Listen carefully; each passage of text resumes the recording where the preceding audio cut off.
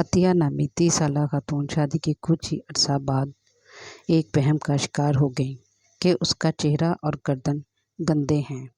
کبھی ہاتھ سے، کبھی کپڑے سے، کبھی پانی سے منہ اور گردن صاف کرتی رہتی، اور یہ مسئلہ اتنا بڑھ گیا کہ وہ ہر وقت ایسا کرنے لگی۔ ایسا کرتے ہوئے اسے اُبکائیاں آنے لگتیں، دل متلنے لگتا اور قے آ جاتی۔ قے کو روکنے کی دوائیاں بھی اثر کرنا چھوڑنے لگیں، کھانا پینا بھی چھوٹ گیا اور حالت بہت ہی خراب ہو گئی۔ کسی کو سمجھ نہیں آ رہا تھا کہ یہ مسئلہ ہے کیا۔ عطیہ کسی سے کوئی بات نہیں کرتی تھی، بات سن لیتی مگر کوئی جواب نہ دیتی، آنکھیں پانی سے چھلکتی رہتی، کبھی رو دے اور کبھی کسی کونے میں بیٹھی دوپٹے کے پلو سے منہ صاف کرتی رہتی۔ ایک ڈاکٹر نے مشورہ دیا کہ اسے لاہور پاگل خانے لے جائیں، یہ پاگل ہو چکی ہے۔ عطیہ کو فاؤنٹین ہاؤس لانے کی تیاریاں ہوئیں۔ فاؤنٹین ہاؤس لاہور نفسیاتی امراض کا ایک قدیم علاج گاہ ہے۔ قیام پاکستان سے قبل یہ عمارت ہندو بیوہ خواتین کی ایک طرح سے رہائش گاہ تھی اور بحالی کا مرکز تھا۔ نفسیاتی امراض کا شکار افراد عموماً ماضی میں پیش آئے کسی ناخوشگوار واقعے یا حادثے میں قید ہو کر رہ جاتے تھے، ماہرین کی مدد کے بغیر اس لمحے سے نکل نہیں پاتے۔ عطیہ کے مائیکے والے اسے یہاں چھوڑ کر مریض کی اس حالت تک پہنچنے والی نامکمل معلومات دے کر واپس لوٹ گئے، بس یہ بتایا کہ شادی کے بعد ایسی ہوئی۔ ماہرین نفسیات نے محبت اور توجہ سے عطیہ کا علاج کیا۔ ایک ماہ بعد وہ کچھ بہتر ہوئی تو اس نے خود اپنی کہانی سنائی۔ اس نے بتایا کہ وہ اپنے ایک کلاس فیلو سے شادی کرنا چاہتی تھی، برادری کا بھی کوئی مسئلہ نہیں تھا، امی ابو تو مان گئے، بھائیوں نے غیرت کا مسئلہ بنا لیا اور مجھے بہت مارا پیٹا۔ ان کو یہ اعتراض تھا کہ پسند کی شادی نہیں ہونے دیں گے۔ یہ بات نہ جانے کیسے گھر میں رہنے والے دیگر رشتہ داروں کے ہاتھ لگ گئی۔ انہوں نے یہ پھیلا دیا کہ عطیہ گھر سے بھاگ گئی تھی، پکڑ کر واپس لائے اور حاملہ ہے، حالانکہ وہ جانتے تھے ایسا کچھ بھی نہیں۔ میری ایک چچی نے یہ سب جال بچھایا۔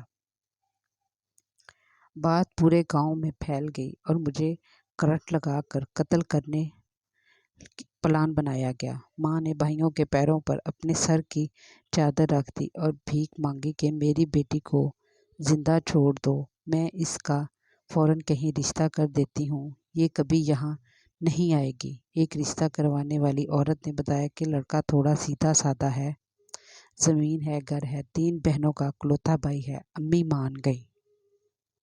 وہ لوگ مجھے دیکھنے نہیں بلکہ رشتہ لے کر آئے اور مجھے انگوٹھی پہنا کر 20,000 کیش اور 2 سوٹ دے کر چلے گئے۔ ہمارے گھر والے بھی گئے اور رسم کر آئے۔ 15 دن بعد شادی طے ہوئی اور میں بیاہ کر سسرال چلی گئی۔ میں نے اپنے منگیتر کی فوٹو تک نہیں دیکھی تھی۔ سسرال کے گھر جا کر معلوم ہوا کہ میرا خاوند ذہنی پسماندہ معذور ہے اور ہر وقت منہ سے رال بہتی رہتی ہے۔ اسے رال صاف کرنے کا بھی بتانا پڑتا تھا، کبھی خود ہی قہقہے لگا کر ہنسنے لگتا اور کبھی بچوں کے پیچھے بھاگ کر ان کو مارنے لگتا۔ زندہ رہنے کی یہ قیمت بہت زیادہ لی گئی مجھ سے۔ میری ماں نے مجھے کیوں مرنے نہ دیا۔ میری ساس اور نندوں نے مجھے بتایا کہ ہم لوگ اپنا وارث چاہتے ہیں۔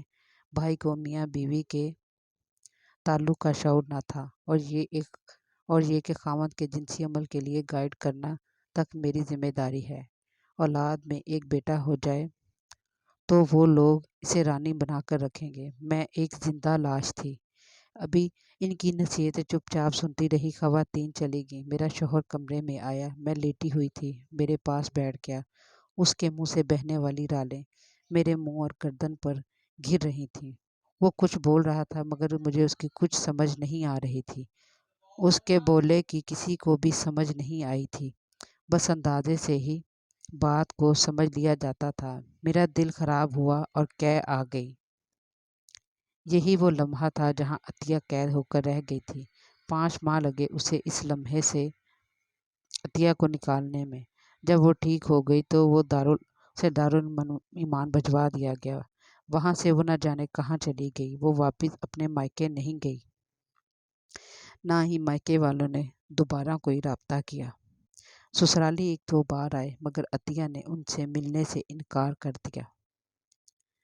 अतिया के खामद का नाम नदीम था, मगर गांव में छोटे बड़े सब उसे भोला शदाई के नाम से पुकारते थे। मेरे अपने स्कूल में मौजूदा ज़हनी तौर पर पसमानदा बच्चों के वालिदैन भी उनकी शादी करना चाहते हैं। वो हमें कहते हैं, कोई समाज से महरूम जिस्मानी नक्स वाली लड़की मिल जाए, बस हमारे बेटे का वो ख्याल रखे, वो एक बच्चा हो जाए। हम उनको बहुत समझाते कि ऐसा सोचे भी मत, जिसने पैदा किया है वो जब तक ज़िंदा रखेगा कोई बंदोबस्त भी कर देगा। इन बच्चों की शादियां नहीं करते, इनकी ज़िंदगी ज़ेरे निगरानी ही गुजरती है। कुछ अमराज का इलाज नहीं होता। आई क्यू कम है तो इस किस तरह ठीक नहीं किया जा सकता। कहते हमारा बेटा बिल्कुल ठीक है, बस उसका जहन बच्चों वाला है। शादी होगी, बच्चे होंगे तो शायद ठीक हो जाएगा। वो सारी उम्र किसी मौजे के इंतज़ार में ही रहते। वो कहते हमारे बाद इसका नाम लेने वाला, इसे संभालने वाला कोई तो होगा। स्कूल के बाद हम इनके साथ नहीं होते, ना हम किसी को ज़बरदस्ती ऐसा गुलाम करने से रोक सकते हैं। कई ऐसी शादियां पाकिस्तान में आए रोज़ होती हैं। किसी से सुना है, भोले जैसे ही हमारे एक साबका स्टूडेंट की कहीं शादी हो गई है। अब कोई किस्मत की मारी अतिया अब अपना जहनी तवाज़ुन वहाँ भी खो देगी। बेटी के वालिदैन अपनी बेटी के साथ ऐसा जुल्म आखिर कैसे कर लेते हैं? क्या उनको कोई रोकता भी नहीं? लड़के वाले तो हर कीमत पर अपने बेटों को ब्याहना चाह रहे होते हैं। वो जुनून की हद तक पागल दिखाई देते हैं, खुसूसन लड़के की माँ। वो किसी की नहीं सुनते। लड़की वालों को ही अक्ल से कुछ काम लेना चाहिए, या रियासत कोई कानून वाज़िया करे कि ऐसी शादियों को रोका जा सके। उलमा इकराम इस ज़मन में शऊर उजागर करें। इस फील्ड से जुड़े हुए तमाम लोग मुल्लकीन इस टॉपिक को आम डिस्कशन में लेकर आएँ।